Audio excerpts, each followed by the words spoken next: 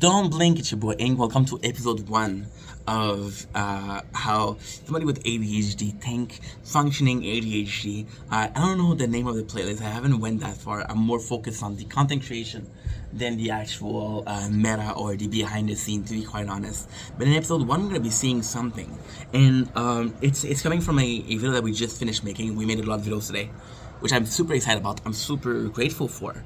And it's the fact that those videos that we made. Wait, I'm gonna move this a little bit. We might get more sun, which might be better. I don't know. I don't see the camera. We're focusing on finishing the event for the tower. We got a couple hours left. Let's make the most out of it.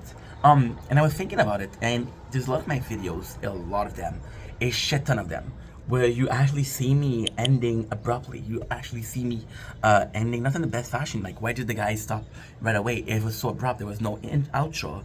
And let me show you how it works. So when I do a content, when I do a videos, I start with a concept. I start with a line of thought, right? For example, we're gonna talk about communism, right? And I'm gonna have that word in my mind, and I'm not a planner. So when I take that word, right, and in my brain, what happened is a train of thought. So it takes me somewhere, it takes me somewhere else, it takes me there, it takes me here, right? Thinking about the sun, right? And then the cool thing is the things come naturally to me. So if we're taking a certain path, we're gonna continue with that path. We're gonna continue and continue and continue. And it's just about following that train of thought, right? But that train of thought, and I love that expression, we found it in the last videos, and I thought it was just so perfect. That train of thought doesn't have a terminus. And that is why most of my videos end abruptly. It's because we're following the train and we're so focused. We're so focused in following this train because we're unfocused that when it ends, you're like, okay, well, it's like this really high. You get into a climax of the subject. And when you reach a climax, then you're slowly going down, and then you're just free falling, right? And you just land. You just land. The jump, if you will, is done. And that's pretty much how it works with ADHD. The fact that you're able to come from a subject, that you're able to follow a certain path, that path hand, and with a lot of people, they'll be able to. If I was planning, and that's kind of the thing where I want to go with this.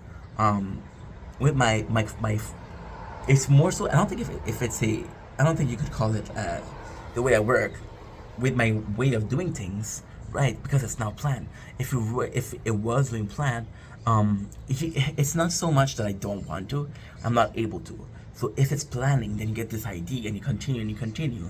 But then if you're planning, again, you get multiple ID and they're all following another path.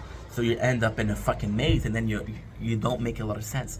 There's a lot of time where you're gonna see myself repeat myself because that train of thought led me to an idea that was already said. For example, I'm gonna talk about, let's picture it as simple as possible. We're talking about A, right? The first step of the train of thought is gonna be B. Second is gonna be C. Third is gonna be D, right? Super simple, right? Then when we're at D, I was like, yeah, I could have said that about B. So I'll come back to B and I'll repeat myself, right? And that's the way it works. It's just, again, I'm not saying that everybody with ADHD think the same. I'm not saying that I'm not putting people in a certain category, right? This is just the way I work. I use the term ADHD because when it comes to thinking, I think this is one of my most defining one of my most defining factor. And again, it's the fact that my life wouldn't be the same if it wasn't for that. And if my life wouldn't be the same, chances are, there's this concept, and we're gonna go far, right? Of alternate reality. There's another alternate reality where Aang doesn't have ADHD and he's a completely different person. And there's three reality where I become Aang Vendetta, right?